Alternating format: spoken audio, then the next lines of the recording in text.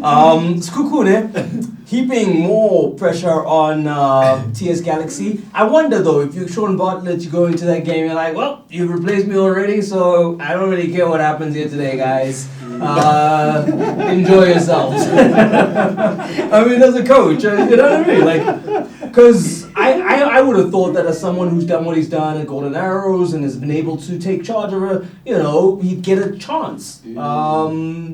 I mean, heck, Simo Jala's getting the chance. So I'm sure if you're Sean Butler, you're wondering, why didn't I get an opportunity? Next thing, the owner of your club is mates with some player that he knew back then, who's now happened to go get his coaching badges.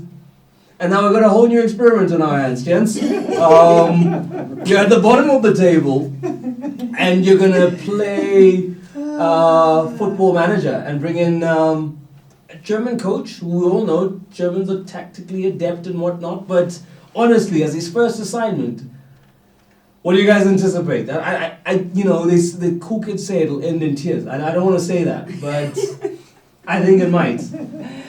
Yeah. Do you disagree or agree with me? I mean, the new manager bounce can only get you so far, right? And then you come in from Europe, you've got these ideas of the player intelligence that you expect the players to be at. I don't know, I feel they might come here and be a little frustrated. Obviously, Sean is the buffer. He's supposed to help translate and break things down and make them more palatable for the players, but it just seems like a strange gamble.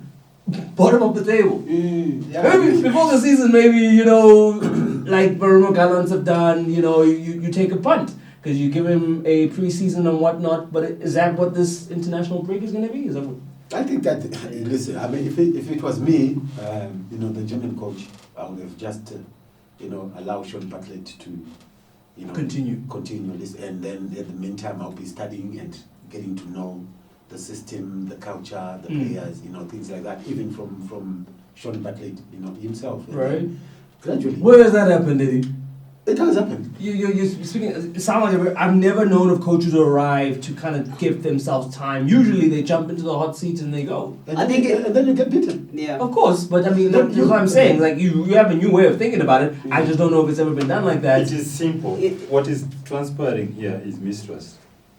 Mistrust. So, yes, because now, if you are appointed just a few days to the game, and you are really accepted that Sean is going to be your assistant, I think it's of courtesy to let him be in charge of that game, because you have got the advantage of the international break, Right. to try and acclimatize, get to know the players, and try to start instilling,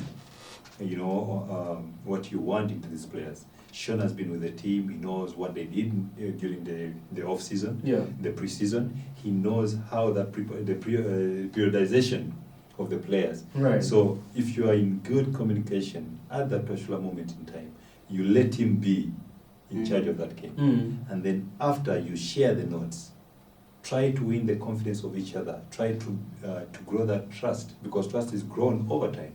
So at the moment you come and you discard Sean. From where I'm sitting, this German coach is saying, okay, you are the assistant from the one who has been sacked. How much can I trust you, with the team? Let me be in charge immediately. So, but I mean, is it not what we're waiting to see, Tim, is the measure of this coach is in how much or how little he changes? Is that maybe going to be how you see whether this guy's come in a la Simo Jala and, destroyed and changed everything? Or will the hallmark of him kind of just being a little bit smart about his position come in and not try to change too much? Yeah. Look, if you look at this TS Galaxy team, they are physically well drilled. That's no doubt about it. Right. So it's gonna more about the technical discipline on the field of play and when to exploit their chances. Right. So physically, I think they are top notch. So he has got the advantage of the international break, that he can try to mold the system that's going to be played, because they have been playing 1-against-1, 1v1, man marking and everything like that. They were using more energy to try and utilize the opponent. That's why always they are conceding towards the end, in the second half and everything like that, because they're using more energy to try and utilize the opponent, as opposed to them using their advantage to punish the opponent. So whilst so that if they wasn't can good, get that, Owen has given them a good start, as a good basis. The foundation is there. Yeah. On physical, Physically, yes. not Technically, playing not wise. technically. No. But you see, No. when Because the results are telling. Yeah. The results are telling. That's- I think, sorry Tim, I think Yeah. on that one, yeah, the incoming coach, in terms of fitness, he doesn't need to worry about that. Right. He has to work in terms of tactics. So him positioning himself as a coach as you come in and this international breaks, it gives you time to know which player has to play in what position according to their fitness. Because with players playing at a high level, you can easily coach them the basics of knowing what to do because the ability is there. Right. So for the coach that is coming, he just has to sprinkle in a little bit of the European side in terms of the tactical work and playing as a unit and trying to have create more scoring opportunities and also defend well as a team because that has been the Achilles heel for them. They're trying to play at the back, but you can't play at the back and you're always reactional. Because every time when TX Galaxy try to play from the back, they lose the ball and they always find one thing, and that's why there's always gaps and they concede goals. So a coach that will come, surely he will change the system. Maybe we'll see a more TX Galaxy that is going to be on the front foot trying to attack. But at this point, they need to start at the base and try to play consecutively, trying to minimize them being scored more goals and also try and create at this particular moment because you can't go full throttle wanting to win because you're exposing yourself. Firstly, you need to pick your confidence, and I think at this time as a coach, the incoming coach, you'll have to work on the confidence of the players, trying to get the team harmony, the team spirit, and make sure again that he pairs players according to their abilities and strength because fitness, we cannot question that. Okay, well, let's see. It'll be interesting to see what kind of ideas he does implement in this break. But of course, one of the things that's being bandied about, and obviously the league chairman also came out, Dr. Ivan Kola, saying that, they're looking maybe to incentivize fans to go back to the stadiums by saying that you can if you're fully vaccinated. Is everyone here fully vaccinated? Yeah. Maybe we have an anti-vaxxer amongst us. Yeah. Okay, We're good. everyone's- We're by the stadium. Okay, so we're all back at the stadiums, but it sounds like a good idea, though. To get people back supporting the teams. What does that mean? The returning crowds, and for who? Because I think it's kind of worked out for the smaller guys, in inverted commas, because some of the big teams don't have the support, don't have that 12th man and whatnot, and it's kind of also at times exposed some teams that actually, without the hype and the noise, you don't have what it takes to win a football match. So, this COVID is very disastrous. It has shown that some players play according to the fans, as opposed to playing football. Yeah. And many teams have suffered. yeah. So Do you think there's teams that would have been doing better in crowd situations than they are right now? Oh yes. Kaizer Chiefs would be one of them. Yeah. No doubt about it. There's more pressure for There's Chiefs. Pirates. Yes, Pirates, because Sundowns. the fans demand results.